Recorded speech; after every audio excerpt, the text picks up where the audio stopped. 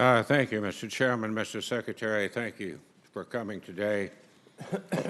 I know you expect me to focus on tariffs as ably described by my colleague from Colorado, and putting agriculture commodities in a retaliation bullseye.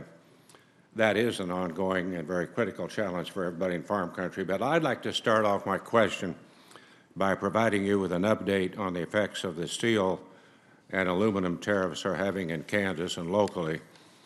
First, I want to let you know our wheat harvest has just started. The expected total will be the lowest in 40 years. We are in a rough patch. Yesterday, the closing price in Dodge City, here's the farm report, for wheat was down about 70 cents per bushel, corn down about 3 cents, sorghum down about 4 cents. By the way, I was in my office when the decision was made on the solar panels and the washing machines, or I wasn't in my office, I was at the White House when that happened. And the sorghum producers were there, and they lost 80 cents on the dollar, and more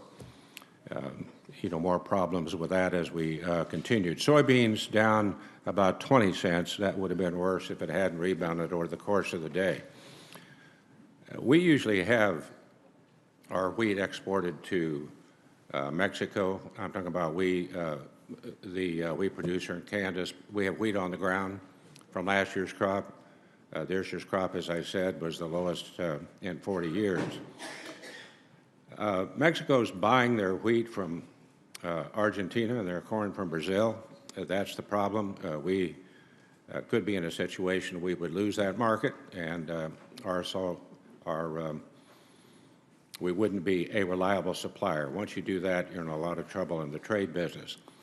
But I want to talk about recently the owner and operator of Shield Agriculture Equipment, Mike Bergmeyer, contacted me about the rising costs his business is experiencing due to steel tariffs. This is just one example. I guess he's in exclusion purgatory with one in the 42,000 you're trying to deal with. But Shield Ag is a small business in South Hutchinson, Kansas. It employs 42 people. The company designs and manufactures and distributes tillage tools and hardware.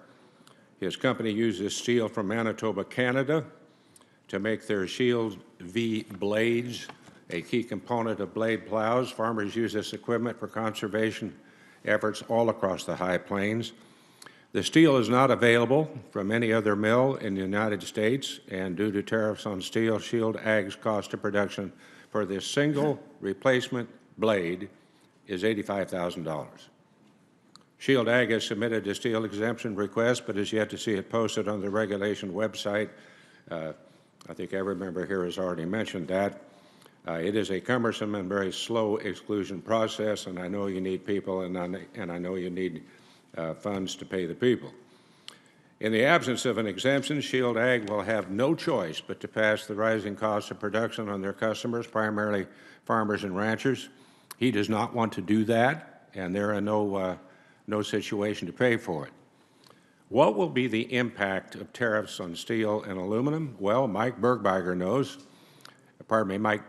knows, as do many small and medium-sized enterprises who are seeing price increases now and have been for months. I think a case can be made that these businesses are paying the price for the administration's negotiating strategy. Secretary Ross, I think it's imperative that you and your department understand the current impact, not only with regards to farmers and ranchers and the entire ag industry, but also the small business community, the so-called little guy. So when Mike called and talked to my staff, he asked, who can I call? What can I do? I talked to him. I sympathized with him, but obviously you can only do so much as a senator and also the chairman of the Ag Committee. I told him about the hearing today, and he made a request. And I made a request to you earlier, and I appreciate your response, and that is you give Mike Bergmeyer a call so you can hear firsthand the tough choices in small and medium-sized business are making due to these tariffs. He gets up every morning at 5:30. that would be 6:30 our time. I know your time is extremely valuable. You have indicated you're going to give me a call. I gave you the card and a little background sheet. I truly appreciate your willingness to give him a call because his example is a classic with regards to small businesses up and down Main Street in rural and small town America. Thank you. Well, thank you, Senator. From your description of his situation, it sounds like it's one for which the exclusion process was specifically designed. If it's a unique product, a unique form of steel, not available from here, and if there's no objection, which if there's no U.S. manufacturer, it's hard to imagine there would be an objection filed. If none of that happens, there's no reason he wouldn't be granted an exclusion. As I promised you before, I promise you now on the record, I'll call him no later than tomorrow morning. It may not be quite as early as 6:30, but I'll get him either today or quite early Well, if you could move him to the top of the list, it'd be great, but I'm not sure that that's the way we ought to do business. No, but thank you. do you know offhand, Senator, when he filed the request for the exclusion? I do not know that. Because it I'll may be happy to very- get back to you on that. Because as you know, there's a statutory waiting period that we have. We can't do anything until that clock has tolled, and therefore until we've received whatever objections there may be. So it could well be that he's in that period.